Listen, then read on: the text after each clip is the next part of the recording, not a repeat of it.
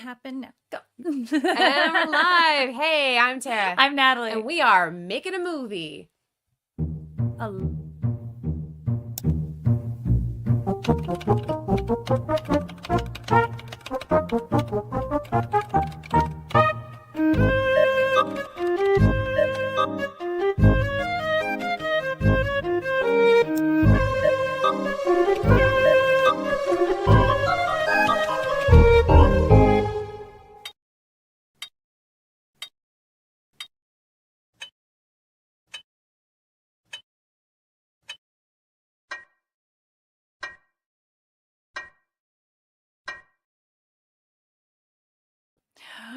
We're back. We are back. Thank you guys so much who are out there on the live YouTube part of this situation. If you're watching this later, there's also podcast versions of this going out wherever you find a podcast. Wherever you find a podcast. Everywhere. I think most of them. We're getting there.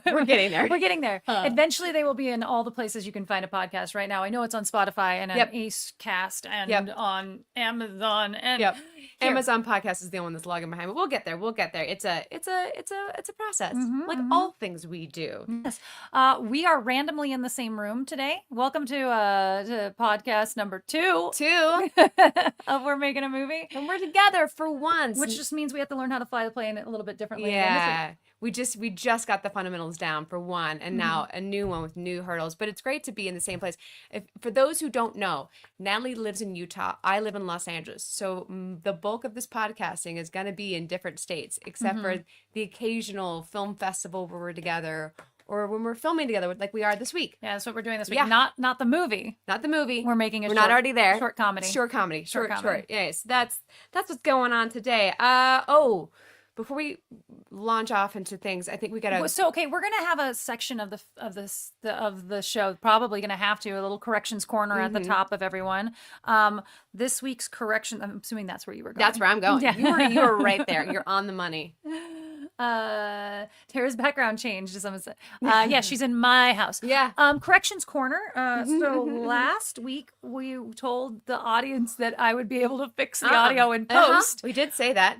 Which normally I would have been able to, but this situation I could not fix the audio in post because we didn't record it locally. A combination of Tara did not hit the right button, and therefore the audio is unfixable in post because it's married together. So I fixed the first episode, podcast episode. The sound of it is not as good as we hope it will be for this one. Yeah. Stick around; it'll only get better. We're only gonna get better at this. We always do. Anyways, all right, let's kick it off today. Before we really get rolling, we need to talk about what we're doing here, this whole podcast situation. For those who are tuning in now. If this is your first of the two.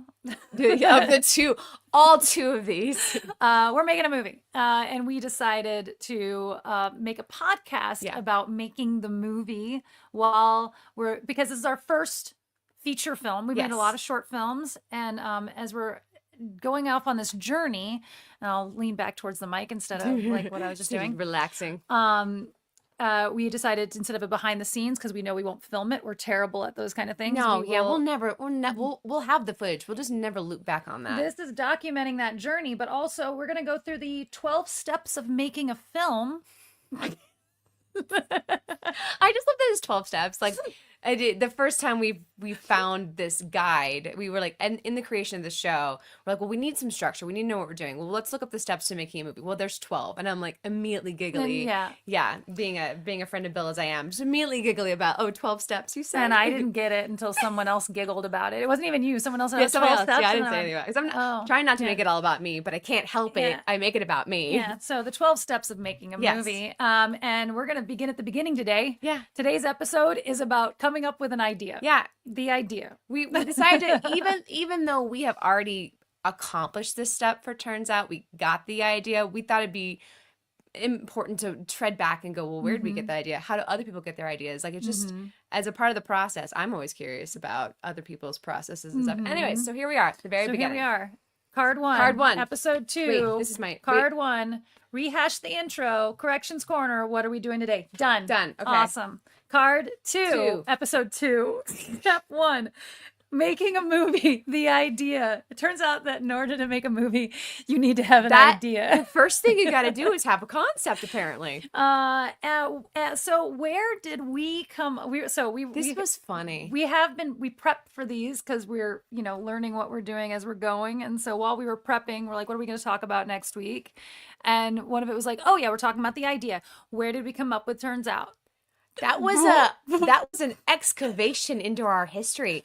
We started working on Turns Out in 2017 amid a lot of other stuff. We wrote it as a web series pilot, but there was a lot of other ideas ping-ponging around. So we don't actually remember where we came up with this specific idea. I really remember us sitting in my backyard writing. We had computers out in my backyard. I do remember that. Beautiful sunshiny day. Beautiful LA day. It was gorgeous. And we were trying to come up with what's our next project. Right. And I don't remember where Turns Out came from, but we were like bouncing around a bunch of things. We had a whole list going of, we were going to work on Evil Teddy. We were going to turn that into a movie. And Evil Teddy was a front runner at that point. We were trying to work on Evil Teddy, but we kept running up into into an issue where we couldn't figure out why Teddy was evil. And so got real hung up on that part. We had another one called Method Man, a movie we were going to try to work on. Method Man, which was a method actor. That's it. Who ends up getting caught up in a drug or a like a robbery because he's trying to go method and he's trying to learn for a role, but then ends up really in a drug. I think Keanu must have just come out or something, because that must have been because it's kind of like that same. Yeah, and we were writing it around my ex-husband, Brandon, who's an incredible actor and very much more of an actor's actor kind of guy, which is not why it didn't get made. No, that's not it. It's because we were at the process of trying to learn how to make an outline for a movie, and we have no idea what we're doing. We do not know that. We're still learning those fundamentals we did not go to film school. Reminder, the fundamentals of doing an outline. We're talking about acts today, like the vague structures. We were just really struggling, and like that's why that one really kind of got set aside, is because the learning curve on that was so steep. Right. And idea generation in itself has never been an issue for us. Like we just come up with an idea a minute. Like the thing we're filming today, or not today, we're filming yesterday and tomorrow. The short film was some riff on an airplane that we went back and forth. And then I think I was driving home afterwards and we kept like riffing on it. And that's when it had legs. And it was like, oh, let's make that. So ideas are never the issue. But remembering where that idea came from. So, and I think we also had, I'm going to say this and put it out there and it may get stolen, but Pauly Shore Man was being caught. I am so hot to sell that idea. We have this amazing idea, but we need Pauly Shore to sign on. And those were movies, and each one of them had a different structure. This one turns out, I don't remember exactly where the idea came from. I think you had a video that you just watched about a girl make I'm gonna have to correction corner this because I didn't do my homework and go look it up. But this an acquaintance of mine, his girlfriend built a spaceship in the corner of their like studio LA apartment and filmed an entire short film of her in the capsule of a spaceship. And the fun part, I didn't ever actually watch the movie, but what I was fascinated with is the time lapse of them building this set. I was like, oh, we could do that in your garage. Right, which we never did. No. And then I had this, I at the same time had this web series idea that I've never developed at all, called The Reluctant Prepper. Oh, yeah. And it was about a girl whose boyfriend was really into prepping. But it was going to be like a mockumentary web series. Anyway, so turns out we came up with that idea, and originally it was going to be a web series, and then we shelved it because the apocalypse happened. It ended up being the idea that we got most excited about and we thought we could do, and so we dove into that one. Well, we wrote the pilot. We've sent the pilot to script competitions, just a few. We know nothing about that world also. So a couple of them for table reads and stuff, to kind of get feedback and stuff. And some of the feedback that came back about the pilot is like, why don't you make this into a feature? Because at that point in entertainment timeline, this is when movies were more whatever. Well, and we were what we knew, so each of these ideas has a structure that feels best for it. What is the best way for this thing to live? And some of them, like Method Man, I think has to be a movie. It's not a short film. Social Anxiety was a short film, and it was always a short film. These different things have different genres or different structures that they are going to work best in. And turns out, just always seemed like it was going to be a web series because of the way we were thinking about it. And we did write the entire web series. We'll get into writing in a couple episodes. But we did write almost the entire web series. We shelved the idea. We worked on it for like a year. Yeah, like we were ready to start actually, because we wanted something that we could film ourselves if we needed to. And that video of the woman building her own spaceship was like, we could do this if we wanted to. Yeah. So we wrote it in a way that we could take care of it ourselves. But we shelved it. So we shelved it, but then somewhere along the line, some new idea of how to like transform it into a film popped in one day, and it was like just the smallest tweak was what needed to happen. And I think I dove in there and just you did got it, and I figured it because out. we tried to a couple times. We kept reformatting and it wasn't working. Yeah. Anyway, so we don't actually know where the idea for Turns Out came from. No, don't know the exact idea. It just is from here and from here and from here. We just pieced it all together. Yeah, I mean, I think that's, the thing is you just like an idea pops in your head. Yeah. And where do you go with it, Yeah. So I'll go on to the next card, even though I think it just dovetails from one to the other. It's collaborative idea generation because we are a team on our writing. I write solo sometimes, but it's writing solo for Tara and I to film it. Yeah. Like I write for us sometimes. Yeah. I don't just write. Yeah. I'm not a writer. I'm a writer for Natalientara. I only concept. I have a notes app full of concept ideas, like literally just log lines, just tons of them. Mostly rom-coms, sometimes sci-fi or horror, but it's mostly like I'll get like a one scene idea. I'll write that idea down, and most of those are not for me to ever be in. Those are just concepts I think are good. Yeah, like my producer part of my brain comes out and does that. So I have those. I have a lot of those like ideas that are not for me necessarily, but they're never the ones I work on. Yeah. Because I don't have the motivation to do it. It's like, really quick, I want to read this comment. It's how about doing a movie about doing a podcast about making a movie? And I'm like, you know what? That's how these things work. That's how these things work. Oh my but goodness. still, coming up with ideas, Tara and I, we used to, in our early stages, because Tara and I have been doing this for how long now? What did we decide? We started this in 2007. We started 2008 in earnest. We started making content. Is that what it was? Yeah. Yeah, during the strikes. Yeah. Idea generation, it used to be just getting drunk. Yeah, that was our method. We would go to a bar, have some Jack and Cokes, and see what dumb things came out. Our first production company, there were quotes there. For those of you listening. We just called it that. There was no paperwork. There was no paperwork. Yeah, there was signatory paperwork, and that was it. We had a logo. Yeah. I think we had a logo. We had a logo. It was called Screaming Jack and Coke Productions, and it was just Tara and I getting drunk and writing. Because some of the best ideas end up on bar napkins. Yeah, when we're just hanging out, coming up with stuff, and we'll scribble it onto something. But we bring our notebooks to the bar, right? And I think years later, we don't necessarily need the alcohol. We realize, we're comfortable enough with each other to like say stupid stuff and have funny riff ideas. Yeah, now we yes and without it. Yeah, exactly. Yeah. And in that same time period, which I think I need to do more of to come up with ideas, I was watching a lot of South Park.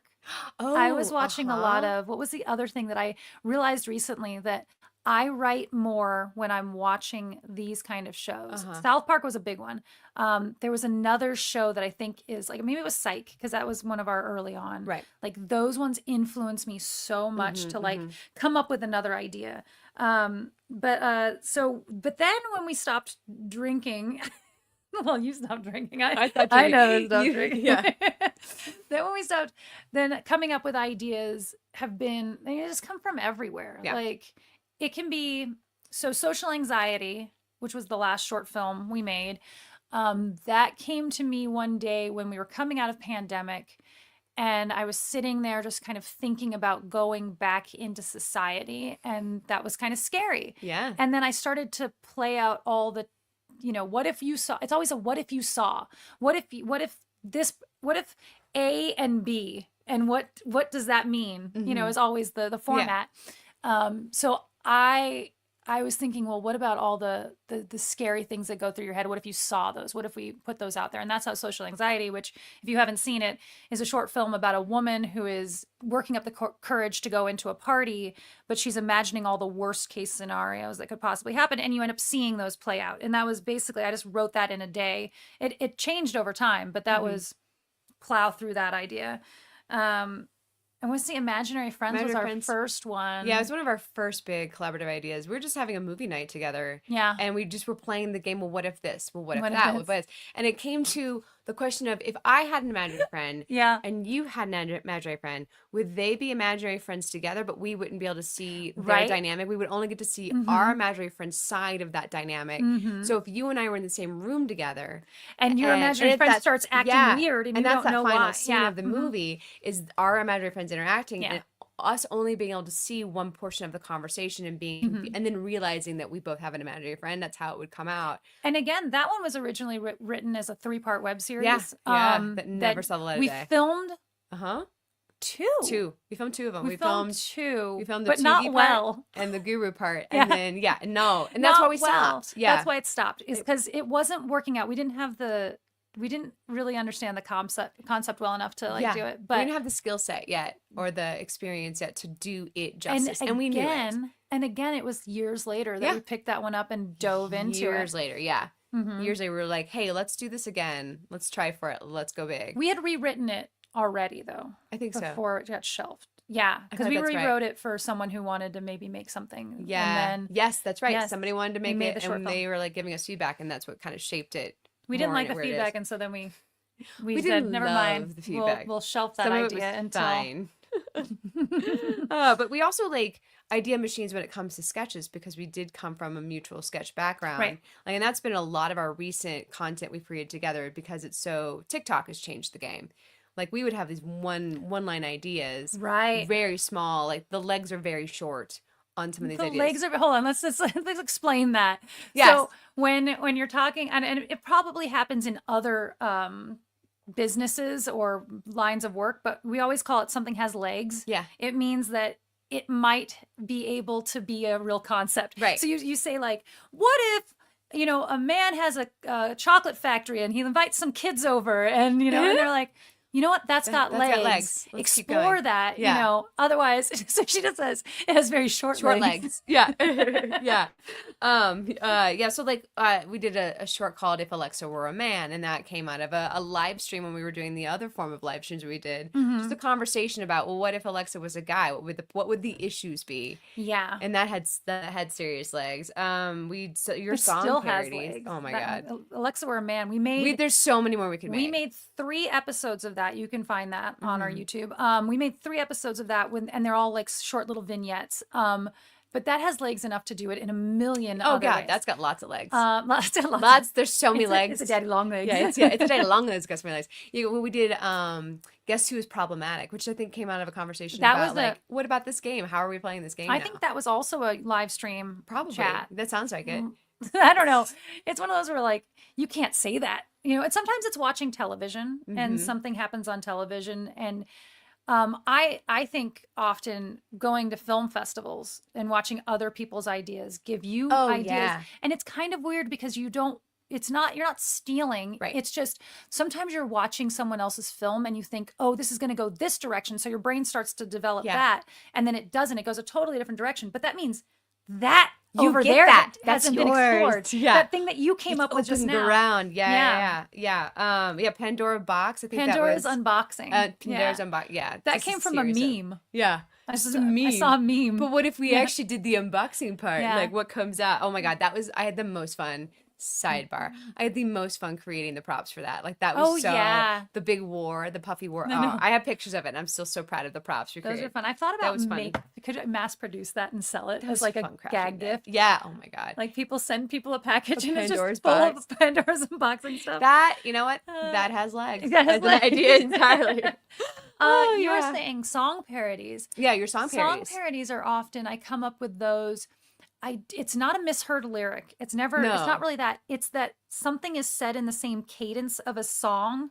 Like, and I hear the cadence, I hear that some long time ago, and I've never made this into a song parody, it never will be, but someone said you should sue your anesthesiologist, and I heard you should sue your anesthesiologist. yeah, And and so I still to this day say that one, but it's never going to be a song parody, but that's how it happens. Yeah. Is I gotta have pee so like many. crazy. You have a notebook full of them. They're all up in your I head. do. Oh, I need to right film here. them. I love Yeah, them. there's so many good ones. But Like none of those have enough legs to be a movie. no, none of them.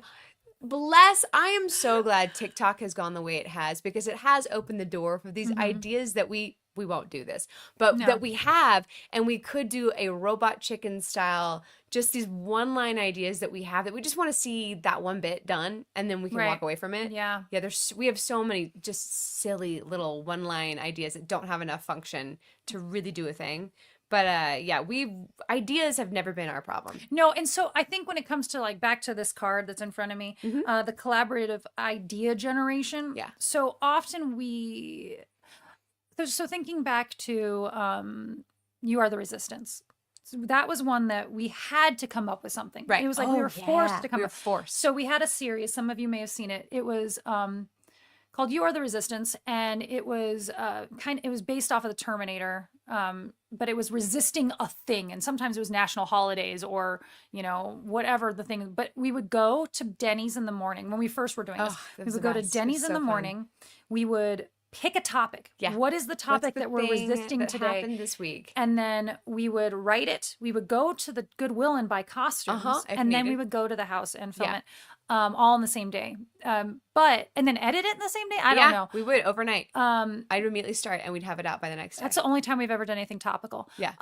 But it really is a matter of, because we would bounce ideas, and it's which one do you both get excited about? Yeah. Because I can't force you to write something. You can't force me to write something. It's just impossible. So you can maybe start working on an idea and then get excited about it. And I think we tried that with Method Man, and we tried that with even Evil Teddy, where we get hung up on a thing. It's like, oh, and then it gets shelved, Yeah. And not to say that we won't loop back to it, but at that moment in time, it's just not resonating for one of us. It is. Yeah. And so Turns Out was one that we got excited about, and we wanted to both work on it.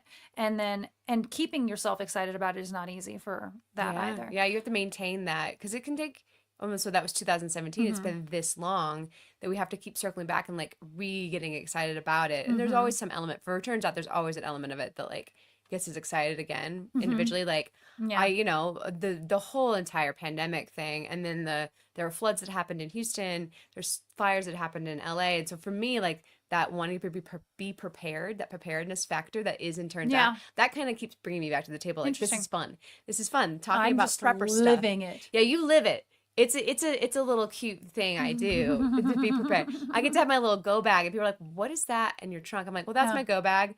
What do you got in there?" "Well, there's MREs." Like, "Oh, there's MREs." They're even like, it's your earthquake kit? No, it's my go bag. Yeah, I got a life straw in there. I just bought 5 new life straws. I felt very, very, very prepared. In the know because of you guys.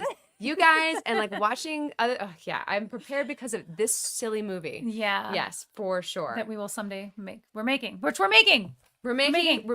this movie. My cards are, nope, they're in order. I just wrote notes on the wrong place. Anyways. Yeah, I mean, I think that's all I have about the collaborative idea generation. It is really like, if you're going to collab with someone, and kind of yourself too. Like, how do you just got to find an idea that you're excited about. Yeah. And keep going. Right now I'm working on one called The Purging. I love it. And it's in a phase where I need to clean up the script. And this is this is the first script that I think I'm writing that's not necessarily for Tara and I. Like, I think we're both in it, but it isn't. Yeah, it doesn't need to be. It's not like that. But it's not tailored for us. No. Yeah. I'll figure. There's enough roles in it that will both be. But if there weren't as many roles, I probably wouldn't try to come to LA and film part of it. You would just do it here. Yeah. But that's one that like I on again, off again will get excited about. And I'm like, oh yeah. And then I'll have an idea. And it's mostly a new idea comes in. And then I'm like, oh, I'll dive in and start working on it. But that right now is shelved for a minute. Yeah. Okay, let's next card. Next card. We're gonna move on to the next section. All right. So occasionally, not every episode, we're gonna go out and do some research. So maybe we're helping you not have to do research because we did it for you. Probably not. We're probably just but this is helping us give a reason to go look things up, because Yeah. we won't. I need a deadline to make me do stuff. And maybe not like, and this one's not as helpful for us No. because we're idea machines, but in the future when it's like, how do they write? Like Right. That's where the research sections are going to be more helpful. But we just wanted to go ahead and bulk up that research muscle now while it's easy, because we literally both did this research last night. I'm gonna go into Oh, yeah, comments go to really comments. quick. I mean, that Mighty Guitar Mod said that he's really excited about string cheese, and you should write a short film about string cheese. Just gonna throw that out A there. short film about my string first cheese. love, String string cheese. cheese, my primary nutritional resource. Wait, hold on. String cheese. I'm gonna sidebar a sidebar. Okay. Hard sidebar. So I used to do sketch groups, sketch comedy, and one of the ways you do sketch comedy, the way you come up with ideas is improv, and then whatever is funny, then you write it down later on. That's not what this is about, though. No. So my friend Pat and I used to go, and we would have writing sessions, and we didn't write together. We just wrote in the same room with each other. And body doubling. Yeah, because we needed to have sketches for the show. Oh, because we were doing once a month. We did once a month sketch show. So we had a new material each time, and we would go to Birds. Birds. Or the Boudoir Pig, one of the two. Which is no longer there. Oh, that's sad. It's very unfortunate. That These was are the Los both, Angeles Los staple. Feliz locations near the UCB. There's a little stretch Yeah. there, and there's like a row of restaurants. There was a little cafe, Boudoir Yeah. Pig, that we would My go right at all the fave. time. I was so depressed when I found out. One day, Pat and I are sitting across from each other trying to write scripts, and he's tapping away. He's going freaking crazy. And I'm staring at him in anger because I can't come up with a sketch. And I actually ended up writing a sketch that was just me being angry. It was in my head. And it was like, and he's just sitting there with a stupid face, typing. Because it was like, just type, is what this was the idea. And then at the very end of it, he looks up at me and he says, okay, so there's a Danish. He was laughing hysterically. He wrote an entire sketch about a man falling in love with a Danish.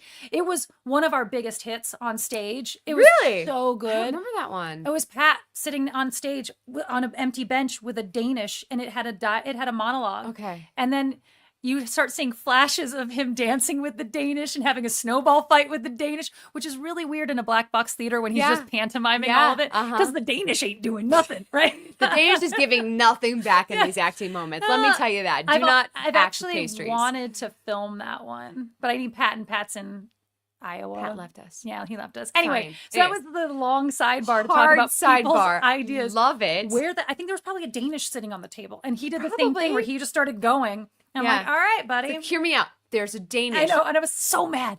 I couldn't come up with anything, and he comes back with, so there's a Danish, and I was like, I didn't walk into a room and say robots. Yeah, Was it bugs? What is the line from Big? Anyway, I was quoting Big and not doing it right. Corrections corner. Insert here. Yeah. Anyway, sorry, we can get back on track. That's he literally did the I love lamp of writing. Is I know. literally what happened. Oh my goodness, I hate him. Anyways, all right. So how do our steering back favorites to the come research back? section?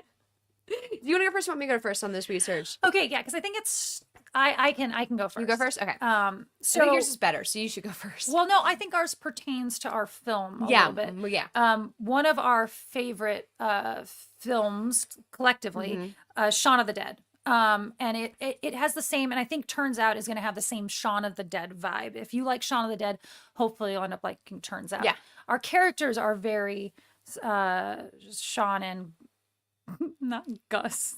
Shaun and Gus is from our other favorite. Yeah. Shaun and whatever Nick Frost's character's name. Somebody- Ed. There you go, I was Ed. pulling blank. Anyway, so I looked up like how Edgar Wright comes up with his ideas. Yeah. And I remember hearing like this story before, but Baby Driver was literally he came up with because he was listening to the song that they end up using for the opening sequence. I don't know if that's the same song, but he was listening to Bell Bottoms over and over and over again in that same album. I think they just end up using that entire album. But he was listening to that song and was like, what if there was a car chase to this song? And I'm like, that becoming an entire movie almost pisses me off. So he's like, what the concept went, what if there was a car chase to this song would be really awesome. And then he said, what if a getaway driver only he had to listen to certain songs for himself to function. Yeah. And then he was like, well, what if he had like, so what does a getaway driver have to do? And then it was like the next step and the next step, and that led down the progression to getting to Baby Driver. And Edgar Wright said that like the ideas he comes up with are almost the same way we were talking about it, where it's just like some funny concept, and then you go, well, what if? Mm-hmm. And then what if? And then what And if? then And then you go, and that's when you realize it's got legs. He didn't say it's got legs. We No. said it, but that was, and then Shaun of the Dead, it turns out, and that's why we came up with the title Turns Out, is because I say turns out a lot. Yeah, we do. Shaun of the Dead, he and Simon Pegg were driving home. They were in a cab together in London, and they were driving home from having just filmed the zombie episode of, what's the name of their show? I'm blanking on it now. Yeah. Did I write it down? Let's see if I wrote it down. It'd be good if I wrote it down. After filming the zombie episode, Spaced. That was the name of the show. Spaced. Yeah. Thank you, past Natalie.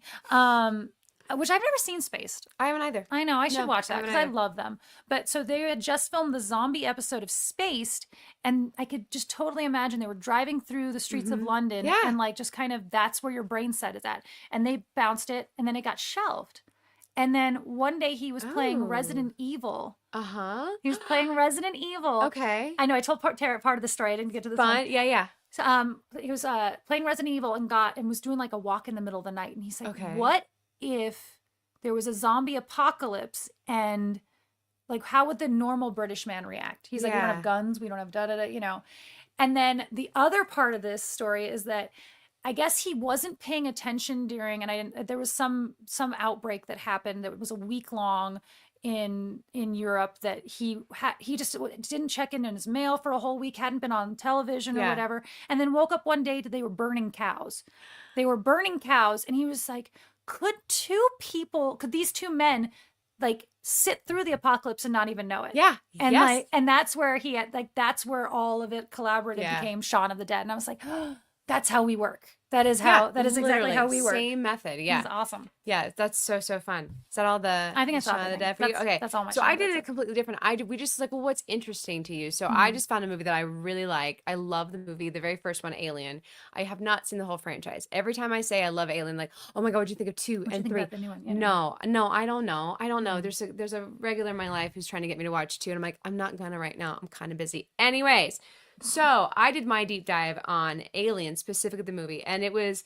Originally, the concept and idea was written by Ronald Shusett, I think I'm saying that right, and Dan O'Bannon. It was their script originally, and they were like 2 unknown sci-fi writers at the time.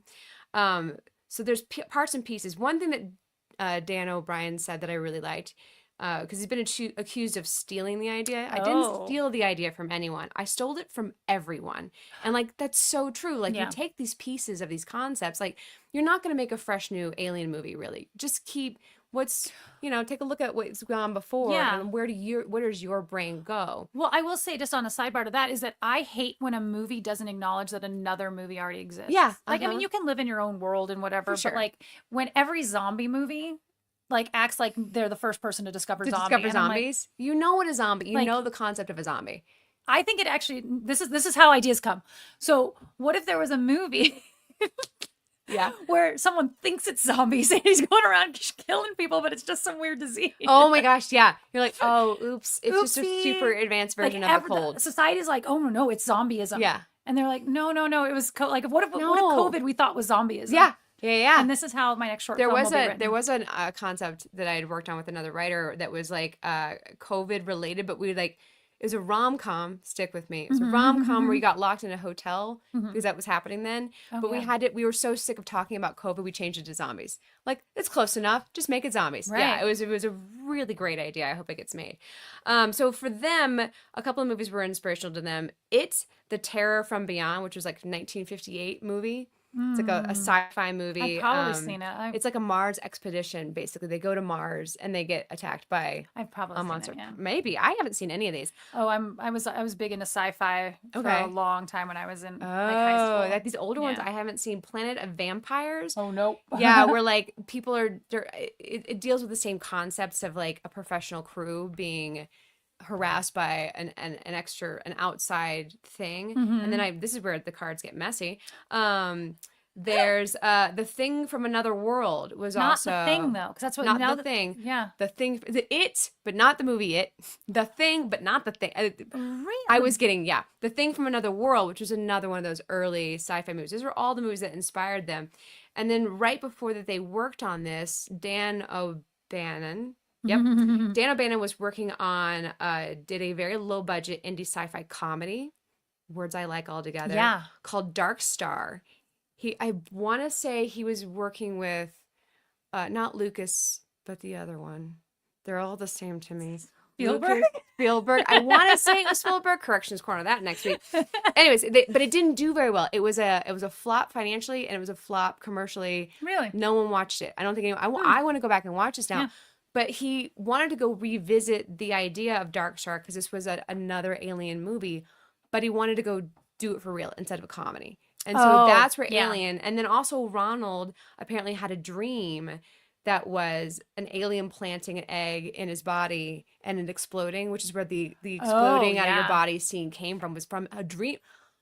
Ronald, that's hurt dark. you? Yeah, that's dark. Whoa, what is, you might want to see your therapist about that one. That's a lot going on. It's just really cool to delve into like, where did this idea, now there is a doc about this. It's called Memory, The Origins of Alien from 2019. I did not watch this because I had the 2 hours I had last night to research this. But I would highly recommend, if you love Alien, like, go watch this doc. Apparently it's really great. And originally, my other favorite thing about this is, you and I were just talking about this with names, is that Ripley, and I think you know this, Ripley was not originally a woman. It was originally a guy named Martin Roy. I didn't know that. Yeah, so originally, and I kind of knew this, but not really. Originally, it was a guy, and they were writing it for a guy, and then just one day, they're like, wouldn't it be more interesting if we, like, subverted everyone's expectation of what this movie's going to be like, made Ripley our hero, but you don't know that she's going to wind up being the lone survivor at the end. You don't realize. And the spoiler alert, in case you haven't seen Alien. Oh, sorry. If you haven't seen it yet, I mean, I don't feel bad for that. It's a really old movie. But then they thought it was more interesting to do the invasive things to the male people on the crew, to impregnate, as they said, the alien into a male crew member. Like, a lot of bad things happened to the crew member. It was specifically designed. Only the males get... No, it's happens to that one other female, but they were I know men and women both die, but do only the men end up being hosts? I've never noticed that. I don't remember. I have to go back and watch it I'm again. sure someone in the comment section can tell me right now, and I will relay that to the podcast. They were specifically trying to make the men feel uncomfortable. Like, they were specifically going, and then also they're like, hey, let's go with this feministic bent without going too over the top. Like, let's make it a woman, because that's going to, and empower her, and like, be one of those very first female action heroes that are the winner at the end of it. Yeah, it was really interesting. I was like, that's so cool. But I just love that they started with, because I love these kinds of movies. I don't see myself ever being in them. Okay. Maybe I could write a rom-com or a sci-fi, but for me, like, knowing that he started with a low-budget indie sci-fi comedy and then went on to make Alien was, like, very inspirational to me as a producer. These are the kind of movies I want to produce. So I thought that was cool. We were, you just maybe reminded me of the Intense. Oh my God. So it was a conversation between us and somebody else. We were three of us running, driving down the road. I think I was really hungover at the time. Oh yeah. I think was that the day. You both were so hungover. That I was so hungover. It was a fun ride for me because the ideas were fun. Yeah. So we were riffing, and there's like, the reason I'm bringing this one up is Intense has two versions. Intense. There's a comedy version, and I really want to make them both. There's short comedy and a short horror that are almost the exact same films, exact same premise. And I mean, I would love to have same actors, same location, same arc. Yeah. But one's a comedy and one's not. I really wanted to make it a trilogy and like figure out how to make a third. Like it's a rom-com. But like a horror comedy, a horror, and then what's the other? A drama. Yeah. I'm like, I don't even want to write. Anyway, I still really intend to write them. I started, and the dialogue's already dated because it was coming out of COVID, and it was a lot of COVID dialogue. Good job, Natalie. I should actually have learned by this point that I'm not going to make it fast enough. Don't date your dialogue. Oh, yeah. I'm definitely getting into more like, what's a universal thing I can say here that we could maybe tweak it? Like, But yeah, so that, I mean, that idea that like something can start as a comedy and then also turn into a whatever, a drama or a horror. Except horror and comedy actually are really close. It's kind of interesting how, I mean, you watch those edits where they take comedy, I love those. Yes. comedy trailers and turn them into horror trailers or vice versa. There's something in the writing that is similar, as opposed to, I don't think drama does the same way. Drama doesn't transform into comedy as well. But yeah, so there are those ideas that it's like, is this a comedy? Is this, Justin and I have an idea we're bouncing around, and it's like, well, and I think the big hang up on reason we haven't written it is because, is it a series? Is it a movie? Is it a mockumentary? Is it like, and we need to like nail that down to then actually take the next step of writing it. And that's where we're hung up on that. Oh, okay. So it's like, I guess idea comes first. We're not changing our format of what the next episode arc is, but idea and then like tone, format. Yeah. Tone, Tone. Yeah. What are you doing here? That's probably what comes in. I mean, like there's a lot of like, I mean, the next section of this whole entire adventure is going to be about script writing. And so probably it comes up and then as well. I want to also, while we were researching, we had talked about doing Taylor Sheridan. Where does he get all his ideas? Oh yeah. Because he comes up, he's like on a hot streak of ideas. Okay, yes. I mean, I'm not going to say he doesn't have ideas. I'm going to say a lot of them are kind of similar, and a lot of them are. Sure. And there's nothing wrong with this of taking a good idea and then expanding on it. Oh my God, no. Because that's what's happening with all of the Yellowstone arc, is that like, I've got this, I can do this one, I can do this one. But also like the reason we were thinking about it is we're watching Mayor of Easttown. I can never remember. That's the one. Because what's the, I don't know, actually. What's the Winslet one? Because there's Mayor of... which is so good. Yeah. But they're both mayor of something. There's mayors involved. Anyway, the one that's Taylor, whatever his name is, that has Jeremy, whatever his name is. Also that guy. Anyway, we're watching that one, and we watched the one that's the oil man one. Landman. Yeah. There's a lot of his titles that have man in it now, and I'm like, I need you to pick another Mayor word. of Kingstown. Thank you. Mayor of Easttown is the Kate Winslet one, which is amazing. Highly recommend. Very dark. Haven't seen it. Oh, it's so good. I've heard such good things. Oh, the acting is so amazing. But I feel like his movies or his shows are all kind of the same theme. Yes. Yeah. In a different location. Well, that's kind of when I was digging in on his concepts and ideas, where he gets them from. I was like, lackluster, but I want to dog ear this chapter of the book to come back to, because I did find some really interesting things about him writing. Also, he didn't start his writing career until he was 40 or something. Also, he was 40 when he switched over. So I think that so it makes me think, am I going to start a writing career now? Maybe. I just want to like precurse our writing research episode that we're going to be doing in a couple of weeks, that I want to talk about Taylor Sheridan, that just to pull you guys in and bring you to the next episode. So there's going to be that. A little carrot. That'll bring you in. Yeah, that's going to bring in, right? That brings all the boys to the yard. All the boys here. Okay, next card? Yeah, the next card. We're at the takeaways and advice is what I wrote. I wrote advice too. I think we're getting the advice. The takeaways, what's our takeaways from this? So I have a lot. See, actually. Oh, you do? I do. My takeaways from just our conversation and our research, is both of those, is being open. Yeah. Like, so if you're trying to write, I think, and you're trying to come up with ideas, I think being open to all the ideas you come up with, don't shut them down immediately. Right. And I'll jump into that's the next one, is write everything down. Yes. Do it. Right. Somewhere, anywhere. So I, have a notebook. Just start it on the top of the page, or have a Google Doc or whatever that is just your ideas, so that when you're fancying, like, I want to write something, you can go scroll through them and you completely forgot about that one. And now that one tickles your fancy and you can write it. But explore all of those things. Yes, and it. Yes. Yeah. Yes, and. So if you don't know, yes, and not a no, but. If you don't know what yes, and is, it's an improv thing, which I don't actually 100% agree with. But when you kill improv if you say no. So when someone comes at you with something in improv, the right way to the way they're trained to respond is yes, and I did this, instead of no, I did this. Right. Because that is a no is a roadblock. How do you move forward from that? Yes, and they use yes and in business all the time. Yeah. But yes and in this regard is like a yes and I think for me more it's like a what if, because The reason I don't like the yes yes and. and what if. Yeah, because I don't necessarily like the yes and is like if you came in and you were an old lady and grandma, you're not supposed to be there. Yes, and I took the train here. You're like, no, it's like, you can acknowledge. I mean, you can yes it. I think it's more like the yes is the confirmation. I like where you're going. Mm-hmm. Even if what I add is kind of a no. See, I guess this is where my hang up, and it's probably semantics, is because Maybe, you need conflict for something to work. And so if you're just saying yes to everything, then there's no conflict. I'm going to do hand signs, and this is not going to be helpful. Help me describe this.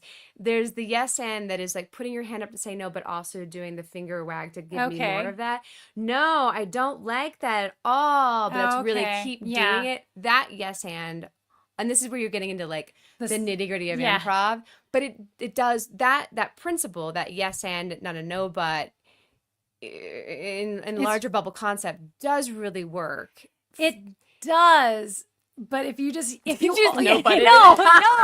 if you just yes and, you're never having any conflict. You can get to the. I think it's such a beginner thing. You got to get it such there. It's learning to walk so you know how to run. So you later can do the conflict part in a way that knowing your rules, so you know when it's okay to break them. Yeah, and also not. And when it comes to IGN generation, like not shutting someone down before we thoroughly explore it, anyways, even if it doesn't work out. Yeah, because that just will generate the trust and the impetus to like, okay, you're hearing me, but even if it doesn't work out, but you did hear me. Yeah. Like you did, yes, I like what you got going on.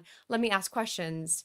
Like there's something. Prize Pig says yes, but. And I like yes, but. Yes, more. but. Yes, but. I like your yes what if. Yes, what if? Because this is what you do. You're a classic yes, what ifer. But what if? Okay, yes. What if? And I like, that's your version. And that's the very advanced version of the yes, but is the yes, what if, ta-ta-ta-ta-ta. Yeah, I don't know. But I like what you said about being open. Like one of my improv teachers, not to take it back to improv every time, but one of my improv teachers was very big on not crossing your arms. Don't cross your arms. So when you were standing on the back wall waiting for your turn, you're not allowed to cross your arms because that's a blocked off energy. It's a blocked off energy. And I still do that in life now. Whenever I'm sitting down to do anything, like sometimes I'll consciously tell myself over and over and over again, uncross your arms or cross your arms, to be open to whatever's going on around me. And that openness is helpful. Yes, but. Yes, what if? I cross my arms because I'm freezing most of the time. That is fair. That is fair. I understand that. Yeah. Yeah, me, it's definitely like, I know I'm uncomfortable, so I'll cross my arms. Well, they do to protect me. They do say that when you find yourself in an uncomfortable situation, uncross your arms. Yeah. Like just in general. And the same thing with like smiling. Force yourself to smile. Force yourself to smile. Yeah. No, it's not going to do that part. No, but. No, not at all. No and no. No, not at all. What else is on that little card of yours? You got more notes. Oh, yeah. It's just explore more and watch more. Yeah. Like I have found that, like I said earlier, like when we're at film festivals, I walk away from film festivals with so many ideas. Mm-hmm. And that's not to say everybody needs to go to film festivals. And I mean, I highly recommend going to film festivals. Recommend. You see some interesting stuff. And then sometimes it shuts me down. If I see something bad, I don't want to ever write again, and I don't want to ever put somebody through through that. We do that. I mean, the same thing's true. But go to the movies, watch TV. Yeah. I keep meaning to watch South Park again because I know I wrote more and wrote better when I was watching South Park. Yeah. Now it was off the rails, weird stuff, but whatever. It's still stuff. I think reading and watching and consuming is really good for the artistic thought idea generation. Absolutely. Yeah, I agree. Especially if like I'll go through phases where I'm just watching rom-coms, and that's when all my good rom-com ideas start percolating because I'm in that brain already. Mm-hmm. And so now when I see something happen in real life, I'm like, what if that's their meet cute? Yeah. Like I do the meet cute in my head with so many different things. Like it's my favorite thing to create in my own mind is the meet cute. I'm criminal about not watching new things. I'm often so busy doing physical things I can't sit and watch a thing, or I'm editing. For years there, I was editing so much that if I had a break from editing, I did not want to look at a screen anymore. But I myself need to get back to that advice of watching more new things. I like my comfort shows. I like putting on Cheers. I like the sound, but I need to take that advice of watching more things. But I even think with that, if it gets you in the right zone, then so when I was at the Utah International Film Festival last year, actually, I ended up just going to panels over and over and over again. I didn't actually watch hardly any films. I sat and watched panels. And one of them was this group of writers, because Utah is interesting. They make a lot of horror films and they make a lot of Hallmark films. Like these polar opposite so genres is what is popular that. out here. And so there were people that were up there. There were writers. It was a writer's session, and they were talking about writing those things. And this, I think, pertains a lot to the idea generation too. Is one, the season changes, and so in the fall you want to write horror more. Oh yeah, like and it's partly because that's what's around and whatever. Yeah. In the summer, you want to write lighthearted comedies and meet cutes and stuff like that. They don't, even though a lot of them end up taking place in the winter. Yeah, but especially for Hallmark. But yes, but they also, when they're trying to write that genre, they watch that genre. Yeah. Like, yes. So if you're trying, and I keep meaning to implement this in my life, is like, if I'm trying to write, not necessarily a comedy, but I'm writing a horror comedy, watch some horror comedies. Yes. Like, get your brain moving in that function. Yeah. And maybe I would do better at it. Definitely did used to do that. There's a director I was working with for a bit there where we would have, I would help him with the writing process. I wasn't writing. I was just there for like the body doubling of it, basically. Okay, yeah. So I would help him write, and one of the parts of writing certain things, we'd make a big list of all the movies we thought were similar, pertained to, had interesting points, and we'd go watch them, not to steal from them, but just to get us in that frame of mind. And we would put out an outline for that movie so quickly after we had watched a bunch, because we could start to innately feel the beats and what should happen here and the ideas and how are we making it different, all that stuff. But like getting ourselves in the frame of mind to make that stuff was really good. Something we did that we just kind of stumbled on doing. You know what's really funny about all that is I don't watch comedies. Interesting. I watch comedy series. I don't watch comedy movies that often. I really don't. Because so often I'm disappointed in them. Yeah. I prefer to watch horrors, which is why I do like to write horror comedy. I think horror comedy is my favorite genre. And if I could get into it, I would. Like, I mean, if I could write that more often, I would. And I am writing it more often. Yeah.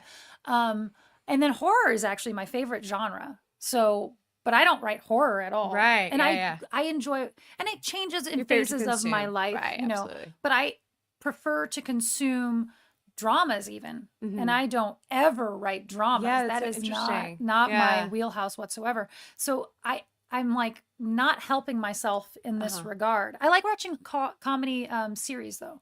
Okay. Like I will get into a comedy series more easily than I will a drama series. Yeah. But if I'm sitting down to pick a movie, it is so hard like to get me to pick a comedy. Yeah. I'm like, it has to be Justin put it on and now I'm there. Yeah.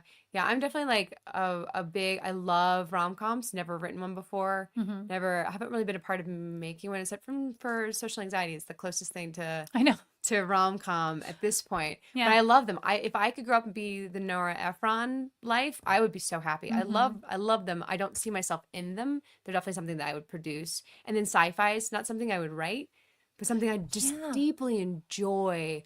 But writing, it's always writing comedy, even on my own. So you were saying to like dive in. I mean, you watch all these movies that it's similar to. I'm actually scared to do that. You don't, yeah. I don't do that because it'll influence me too much. Yeah. And I will then, and it's not so much. I'll just feel like I'm stealing. Yeah. And then I was notorious for it when I was in my sketch groups, Wind Up Squirrels and Danger Squad. I was the person who would come and go, oh yeah, South Park did that. And I hated myself for it.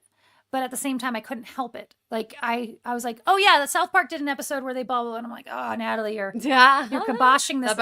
It didn't stop other people from doing it. It stopped me from doing it. If I had an idea that I thought someone had done, you would just not do it. I just wouldn't. Like, well, it's been done. Yeah, I can't do it. Yeah. I can't even do it. I can't even if I think I can do it better. Like it's like, no, you're stealing. And I don't mean that, you know. Yeah. And it doesn't matter how little the thing was. It just ends up like being a roadblock for me. Yeah, an emotional. It's a hurdle. It's another hurdle I have to go over. Yeah. And then I get mad later on when I found out that someone else already did that. Know thyself though. That's a roadblock for you. Know thyself and just work with who you are and what you are. Yeah. That's my advice to you. And uncross your arms. And uncross your Uncross your arms. That's my advice to you. Drink water. Drink water, uncross your arms. Check out the app Finch. Anyways. Oh, yeah. Finch plug. Finch plug. All right. Let's go into the Abby Singer. Is that where we are? Are we good there? Yeah. So as we wrap it up, we are going to have a filmmaking word of the day Because we need to learn so many things. Last week was the Abby Singer, because it's the Abby. We're calling it our Abby Singer shot. This is our Abby Singer even shot? if it's not the second to last. I don't really know. I don't know. So I as of now, I'm just going A, B, because I don't know how else I'm going to figure out. And these are coming from Studio Binder, just so you know. This is where I'm getting Thank you, Studio Binder. Yeah. Studio Binder vocab of the day. It's the bridging shot, which I didn't know this No, I did not terminology. know this term at all. It's a type of transitional shot used to bridge a jump in place or time. And the example they gave is Raiders of the Lost Ark uses bridging shots of maps to indicate when Jones is traveling. Yeah, I mean, I know I've seen that a lot. Yeah, definitely have seen it. I know it's a useful I would use it. way. Yeah. I always don't like it when I see it in the movie. I'm like, oh, I didn't know what to call it. It's like, oh, I hate when they do this. I don't like the bridging shots personally as a taste. I think they're necessary. it's dated a little bit. Maybe that's what it is. I think it's dated, but if you're using it in a comedy, I think it's fantastic. It'd be hilarious if there's a device in there. It's a device. Yeah, I think it's definitely dated when you watch them like move on the map. Yeah. I think it's used, I think now works a lot in documentaries though. Okay. Like not the map. I mean, like, oh, this is where we are in the. Okay. Ooh, let's make one. See, this is how ideas happen. I want to use it where the bridging shot is the murder board.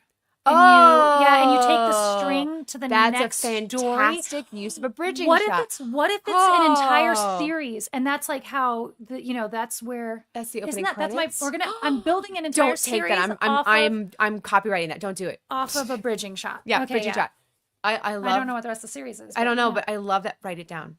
Take your own advice. Write it down. Right now. Right now. Series. No, I've got it documented right here. Okay. Oh, that's true. No. All right. As we wrap this up, I just want to remind everybody out there who's watching this, if you are live with us right now on YouTube, I love seeing your comments. We don't respond as much like we normally do in our past live streams, but we appreciate you being there. We're trying to answer them in real time as they go.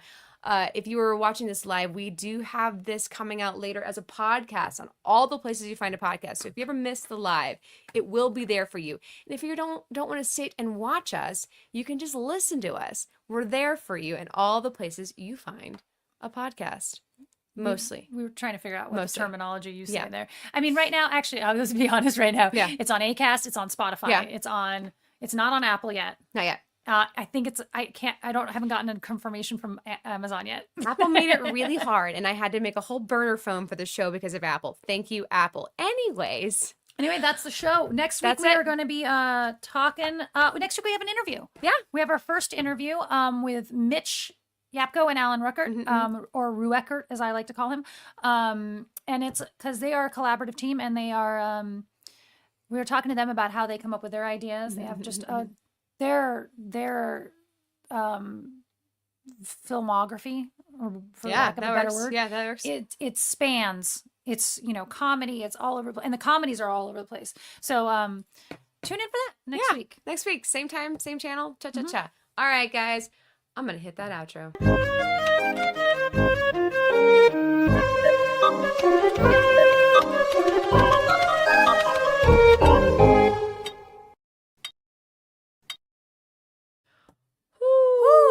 Thanks, guys. Yeah. Okay, so like we said, every week we'll have this little behind the scenes that'll live on YouTube, but it's not actually part of the podcast. And we'll chitty chat in the chitty chat. Here's your credit cookie. Hi, guys. We did another. That's 2 down. We did 2. Yeah. Go team. I feel very accomplished, though. The pre-checklist is still. We're making a podcast. Okay, I'm going to open up comments. We actually make a movie. Because this is the place where if you want to talk to us directly, this is the place that we're talking to you directly. Oh, and I just see the word Tucson 8. Someone's like a Tucson 8. That's a rom-com right there. That's a rom-com. How's it going, guys? Yeah, how are you? We're great. We're in the same room this week because we're filming in the event of our new absurdist short film that we're specifically tailoring to be like There's all so in a lot of film festivals they'll have the strange block, the odd block, the WTF block. yeah, what is that kind of block? And so we always go to those. Because I myself am strange and unusual. Yeah, but we never like, and we'll see the weirdest things and love seeing the weird stuff. But we're never like, we've never been like, oh, I got an idea for that. No, But that's now not we normally do. us. Yeah, now we do. We got an idea that we want to put up, and we're like working on making it even weirder. As You know this what? week Thinking goes. about it, it was on the plane coming back from Gig Harbor. Uh-huh. Was where we came up with an Yeah. event of, and it really started because I mean I'm just going to keep kind of this theme going. I'm putting my cards in order because it's bothering me. We were on a plane and the you know the little announcement starts, Uh-huh. the safety announcement Uh-huh. goes, and no one pays attention. No. one pays any No. attention. And I'm like, what if like first it started off as what if there was a plane crash and you couldn't actually function because you didn't listen? And it was Yeah. like, but like instead of not being able to function, it's the wife or the mom going, well, if you would just pay attention when I tell you to pay attention. They told you and she's not helping you. Put your mask on and she's not. But then it turned into like this weird, like what could the safety video Yeah. be? And And like then we it were just- talking about with like an idea taking hold. I was driving home and I was voice to text going, Oh, that's and right. it was You were like- voice to texting it. I was like doing lines from what would be in the script. Actually, that's when we talk about writing. A lot of our writing starts with dialogue. I Yes. think, Oh yeah, it's lines that we Yeah. back and forth. We're back. Oh my gosh. Okay. Anyway, Toby's here. Ben Rathig's here. 2 down. 500 to go, says Ben. Stephen Brown is hanging out for the credit cookie. Deborah Lerman's here for the credit cookie. hey. Belinda Boro. Do you recognize that Hi, name? Belinda. Okay. I was like, I don't quite recognize the name Boro. Because I say Belinda Boro. Oh, is that why? Is that why? Mhm. Yeah. Welcome, guys, to the credit cookie. Thank you guys for hanging out. We're very proud of ourselves. Are they making an anime? Said a guy earlier. No. No. No, it's live action. live action. Eventually. Yeah, I don't watch a lot of anime. I watched the most recent Lord of the Rings Hmm. animated thing, and Yeah. the style is just not for me. The only anime I've ever enjoyed is Last Airbender. That's the that and no, I didn't even like that. I did really enjoy the live action version of One Piece, and it was one of the villain men in it is incredible at encapsulating the way animes look and feel as an acting choice. And Oh. I love everything about the fact that you guys are mimicking anime but in live action. I adore it, but I've never really gotten into anime. Yeah, I never got into anime, but I do like, I mean, there was that, what was that animation show? Love, Sex, and Robots. Love, Death, and Robots, I think is what it was. Like, I mean, not that it was, there was some anime-ish Yeah. in there, Oh, but it yeah, was yeah. all just different styles of animation. And that's the last, like, real animation Yeah. thing. I always like the animated shorts that are at the film Yeah. festivals, though. I love animation. I love original Disney drawn animation. Oh, yeah. I like animation in general. Just animated, like the style of it just has never really tickled my fancy that much. No. I won't be writing any of those. Congratulations on 2 good episodes. Thank you, Jack Boots. Thank you so much. It's my Friday. I'm off for 2 weeks, Ben. That's very cool. Good for you. I never 2 saw The weeks. Last Airbender. It was good. I liked it. It talked about a lot of concepts that I enjoy. In the mystical world that they create, they wind up talking about like Zen and stuff like that, and I was like, it was very interesting. And then Yeah. the story is just fun. It's a fun one. I enjoy it. Anyway, so yeah, we're filming yesterday. We filmed yesterday. It went really well. Today we're taking pictures. Today we're Pretty. doing photos. Tomorrow we're filming again. I'm popping everything into our green screen because it's going to be a lot of green screening. Popping it in to see how we're doing with the green screening. Is it working? Mostly. Yeah. Oh, no. I want to take another pass at it tonight and follow a video Uh-huh. and see if there's anything that we need to tweak as far as the ripples in the fabric, but there may just be a limit to what we can do. And we're not moving very much. Right. So it's not like I can't mask us so long. There's like a lever in the Premiere that says choke, and it kind of helps with the spread of the green. Yeah. Yeah. Anyways, if the choke is working well enough. Yeah, we'll because be if okay. it's too pinpoint, Yeah. then yeah, the shadows create a different color. Right. Yeah, the ripples on the fabric. But it is a good reminder to me to stand very as still as possible because that will make the masking Easier. so much easier. So Yeah. we're doing good so far. We still haven't quite ever hit that sweet spot we did when we made when we were doing the time travel stuff, we did Christmas Carol. Oh yeah. We nailed the green Well, screen. that one so I think probably the stuff that we did earlier on yesterday is better because we had the big window light natural light kind of coming in through the side, and so it's lighting the thing. Yeah. We have more lights. We can bring them up there. I think it's an option. Yeah, we'll just take a look at it. I'll show it to you, and then you can probably make a better assessment about how we're doing. But yeah, I want to look at it again tonight. But it's been fun. So far, it went really well. You did a great job, Tuesday. You like nailed out that dialogue because it's dialogue heavy. It's all dialogue. It was funny. It's a 7-page script, and I was like, it's all and talking. it's all talking, and I was like, oh no. Oh no, what do we do? No, no. And it's not just like dialogue, it's like exact verbiage that neither of us ever use in life. Right. And like neither we ever been in a job. Well, no, have you ever been in a job where you had to give speeches like this? No. Yeah. So therefore we're not like, I mean, at least you have teleprompter experience. Yeah. Yeah. That was at least for that. That was my little bit of saving grace. Yeah. Yeah. And so Tara got to see how bad my teleprompter-ing is. Deborah Lerman, I love you for this. Very important for the credit cookie cup. Oh, well, Tara's using just a generic one. Yeah. What's this one say even? This is I'm going to make us into a candle next week. But this says, go forth and be fierce. Oh, that's fun. Yeah. I like that. This will be a candle next week. What are you going to make the smell? I don't know. I don't know. I probably will do it a light pink though, I think. Yeah, I was like, I could see a good light pink. Yeah. It'd be really pretty. And then it'll probably be rose. But Yeah, I'll do some potpourri of some sort. Oh, got a lot of pretty flower ones. Yeah, and then here's my show off one of the week. Look at this guy. This is so cool. I like that one. That's Cosmo. I just got lipstick. I looked over and was like, what is that? So cool. What's the smell? Cosmo.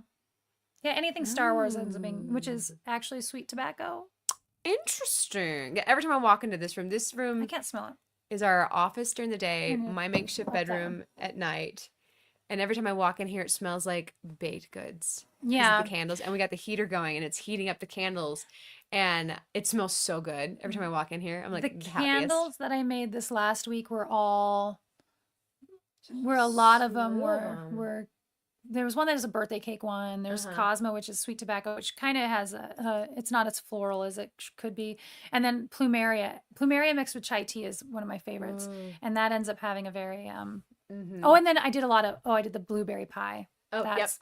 Baked good. And then our host baked fresh bread. And fresh bread came down into this room last night. And just the smells have been amazing. Yeah. I love fresh bread. So good. The other update in this room is I got this delivered. Oh my gosh, so I can this is important. As soon as this week's over, I can start my Laffy Taffy channel. Will you post them on this channel? Because I think you should. Yeah, I'm gonna. Do a separate TikTok, but do them here.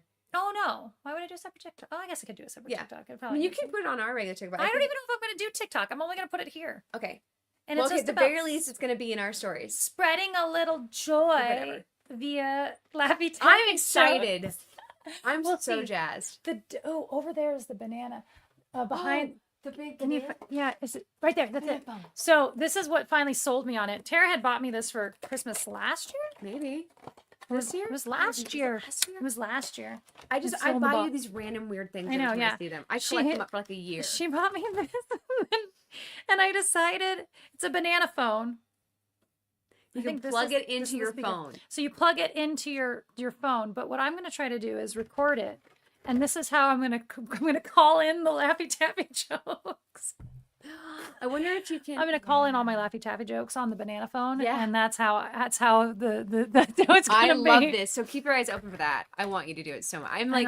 I've been pressing her real hard to do this in pick a card videos. Oh, yeah. I'm trying, guys. I'm working on it. So yeah, I have to figure out how to stream this into my whatever, because I guess I could fake it. I don't know, but the sound is kind of interesting. I think the sound would be really fun. I want to try it out and see what happens. Yeah, I love it. It'll go up on this one. And I've got a side hustle show going on. It's my test kitchen. We're almost to a place where I feel comfortable putting it up here. Okay. But the mechanics are still I still will put them up later, but I want to make sure I'm getting it well done before I start showing you guys on. You can go find it if you want to. But before I start putting it up on our channel where our content's been so good, let me make sure I'm filming this right, because I've lost footage for some of these. I should go find my old banana phone episode and we should launch it on. You should. Yep, go find that. I got a camera once years and years and years and years So ago, funny. and I had decided to try to film myself split screen.